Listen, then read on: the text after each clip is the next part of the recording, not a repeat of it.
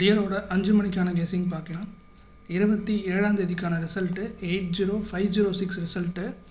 நம்ம கொடுத்த கெஸ்ஸிங்கில் சி போர்டில் 6 பாஸ் ஆகிருக்கு. ஏபிசி போர்ட் பாக்ஸில் 396 கொடுத்துருந்தோம், அதுலேயுமே நமக்கு 6 பாஸ் ஆகிருக்கு. ஸோ ஓவராலாக நமக்கு சி போர்ட் மட்டும் பாஸ் ஆகிருக்கு, ஏபி பாஸ் ஆகலை. 28ஆம் தேதிக்கான கெஸ்ஸிங் பார்க்கலாம். ஆல் போர்டில் நமக்கு 3 அதுக்கப்புறம் 4 கிடச்சிருக்கு. ஏ போர்டில் 4 அதுக்கப்புறம் 9 கிடச்சிருக்கு.